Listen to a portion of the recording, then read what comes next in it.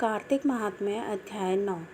राजा पृथु ने कहा, हे मुनिश्रेष्ठ नारद जी, आपने कार्तिक माह के व्रत में जो तुलसी की जड़ में भगवान विष्णु का निवास बताकर उस स्थान की मिट्टी की पूजा करना बतलाया है, अतः मैं श्री तुलसी जी के महात्म्य को सुनना चाहता हूँ।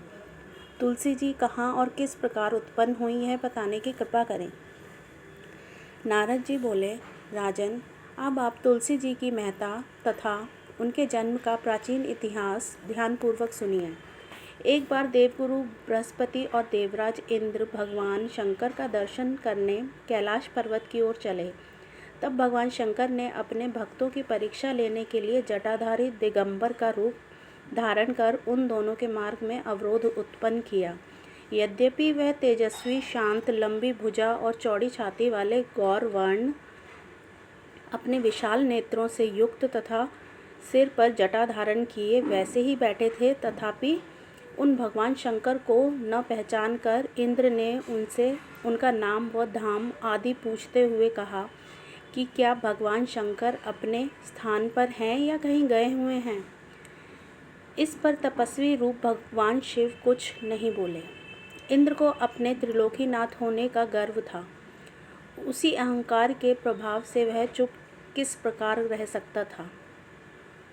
उसने क्रोधित होते हुए उस तपस्वी को धुरड़कर कहा। इंद्र ने कहा, अरे, मैंने तुझसे कुछ पूछा है और तू उसका उत्तर भी नहीं देता।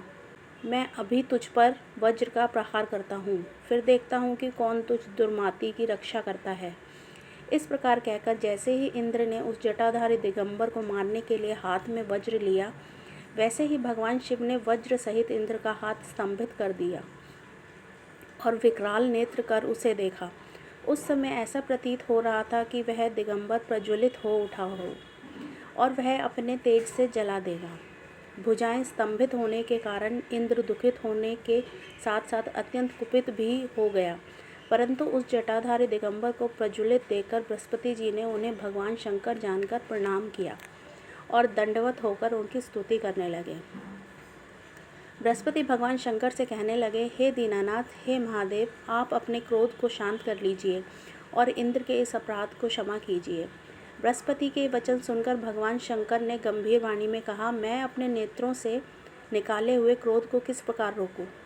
तब बृहस्पति ने कहा, भगवान, आप अपना भक्त वत्सल नाम सार्थक करते हुए अपने भक्तों पर दया कीजिए। आप अपने इस तेज को अन्यत्र स्थापित कीजिए और इंद्र का उद्धार कीजिए। भगवान शंकर गुरु बृहस्पति से बोले, मैं तुम्हारी स्तुति से अत्यंत प्रसन्न हूँ। तुमने इंद्र को जीवन दान दिलवाया है। मुझे विश्वास है कि मेरे नेत्रों की अग्नि अब इंद्र को पीड़ित नहीं करेगी। बृहस्पति से इस प्रकार कहकर भगवान शिव ने अपने मस्तक से निकाले हुए अग्नि में तेज को अपने हाथों में ले लिया और फिर उसे शीर्ष सागर में डाल दिया। तत्पश्चात भगवान शंकर अंतर्ध्यान हो गए। इस प्रकार जिसको जो जानने की कामना थी, उसे जानकर इंद्र तथा बृहस्पति अपने अपने स्थान को चले गए। जय जय श्री हरि।